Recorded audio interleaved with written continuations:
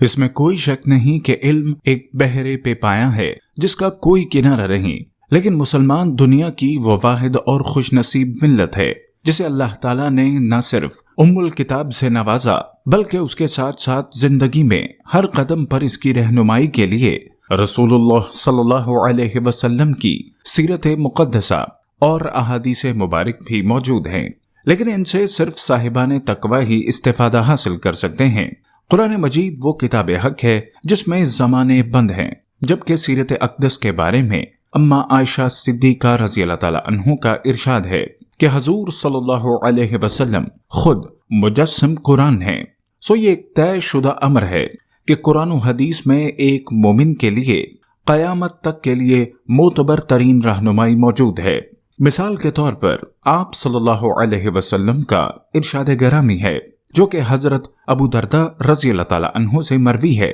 کہ میں اپنی امت کے بارے میں جس چیز سے سب سے زیادہ ڈرتا ہوں وہ گمراہ کرنے والے قائدین کا کردار ہے، اور دجال کے وقت ان کی کثرت ہوگی جو کہ دجالی قوتوں کے دباؤ یا لالچ میں آ کر نہ صرف خود راہ حق سے منہ موڑ لیں گے بلکہ اپنے ماننے والوں کو بھی اس سے دور کرنے کا سبب بنیں گے۔ جبکہ ایک اور حدیث مبارکہ جو کہ حضرت قاب رضی اللہ تعالیٰ عنہ سے مروی ہے کہ مفہوم کے مطابق جزیرۃ العرب اس وقت تک بڑی تباہی سے محفوظ رہے گا جب تک آرمینیا میں خرابی پیدا نہ ہو جائے، اور مصر اس وقت تک محفوظ رہے گا جب تک جزیرۃ العرب میں خرابی واقع نہ ہو جائے، اور کوفہ اس وقت تک حفاظت میں رہے گا جب تک مصر خراب نہ ہو جائے، جبکہ جنگ عظیم یعنی آخری عالمگیر جنگ اس وقت تک نہ ہوگی جب تک کوفہ میں خرابی واقع نہ ہو جائے، اور دجال اس وقت تک نہ آئے گا جب تک کہ کفر کا شہر اسرائیل فتح نہ ہو جائے۔ مستدرک حاکم جلد نمبر 4۔ ناظرین، آپ دیکھ رہے ہیں یوٹیوب کے اس نظریاتی چینل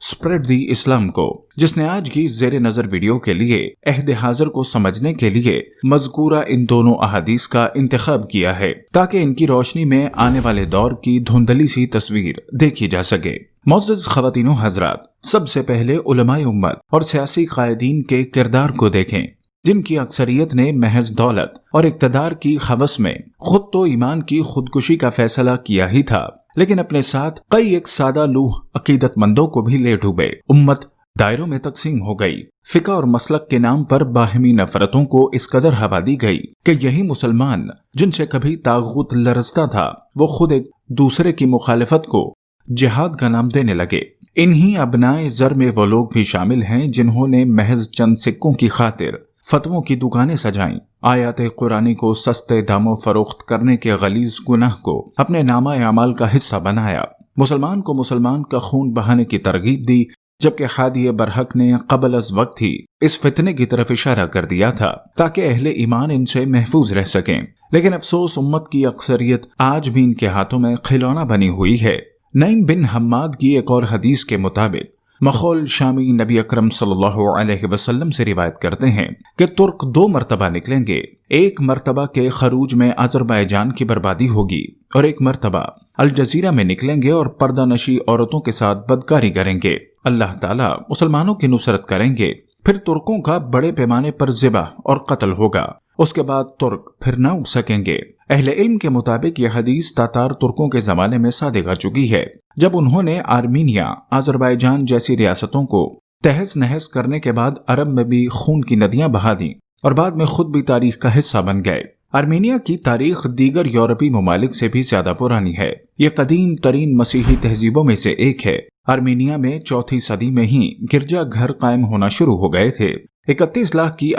کی آبادی والے اس ملک میں اکثریت مسیحی افراد کی ہے۔ بعد کی صدیوں میں آج کا آرمینیا بازنطین، فارس، منگول اور ترک سلطنتوں میں شامل ہوتا رہا۔ آرمینیا نے سن 1918 میں پہلی عالمی جنگ کے دوران سلطنت عثمانیہ کو شکست دے دی تھی، لیکن پھر اسے سوویت یونین کا حصہ بنا لیا گیا۔ سن 1991 میں یہ سوویت یونین ٹوٹنے کے دوران آزاد ملک کے طور پر ابھرا، جبکہ سن 1991 میں جب آذربائیجان سوویت یونین سے آزاد ہوا تو ترکی، پاکستان، امریکہ اور ایران وہ ابتدائی ممالک تھے جنہوں نے اس کے ساتھ سفارتی سطح پر تعلقات قائم کیے۔ آذربائیجان کو تسلیم کرنے والا پہلا ملک ترکی جبکہ دوسرا پاکستان تھا۔ ناظرین گرامی، ہم نے اپنے ابتدائیے میں آرمینیا میں ہونے والی خرابی اور اس کے بعد پیدا ہونے والی صورتحال سے متعلقہ ایک حدیث مبارکہ کا حوالہ دیا، اور آپ دیکھیں کہ آج آذربائیجان اور آرمینیا کے درمیان ہونے والی جنگ اس عہدنوں کی طرف اشارہ کر رہی ہے جس کے بعد جزیرت العرب ایک بڑی تباہی سے دوچار ہو سکتا ہے۔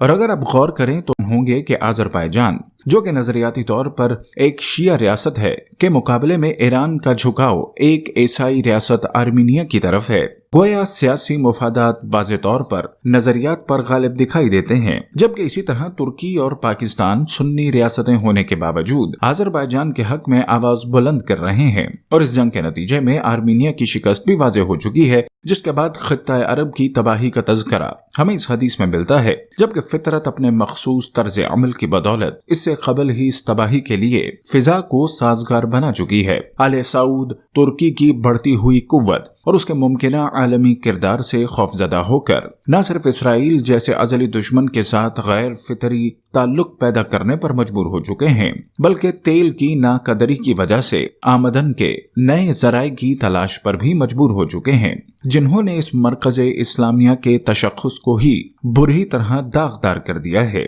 جبکہ علماء امت اس پر بھی مصلحت کی چادر اوڑھے زمی جنبد نہ جنبد قل محمد، یعنی مختلف علماء تیل دیکھو اور تیل کی دھار دیکھو کی پالیسی پر گامزن ہیں۔ اور اگر ان بے مہر موسموں میں خطے کی جغرافیائی صورتحال کا تجزیہ کیا جائے تو اس میں کوئی دو رائے نہیں ہو سکتی کہ مصر، عراق، شام بھی ایک بار پھر جلد یا بدیر اس جھکڑ کی زد میں آ جائیں، کیونکہ یہ سارا کھیل ان کے دروازے پر کھیلا جا رہا ہے۔ ایک دفعہ ابن عمر رضی اللہ تعالیٰ عنہ نے جبل ابو قبیس پر چند عمارتوں کو دیکھ کر فرمایا تھا، اے مجاہد، جب مکہ کی پہاڑیوں پر مکانات تعمیر ہونے لگیں اور ان کے راستوں میں پانی کی آمد و رفت بھی عام ہو جائے تو ایسے وقت میں تم ہوشیار اور محتاط رہنا،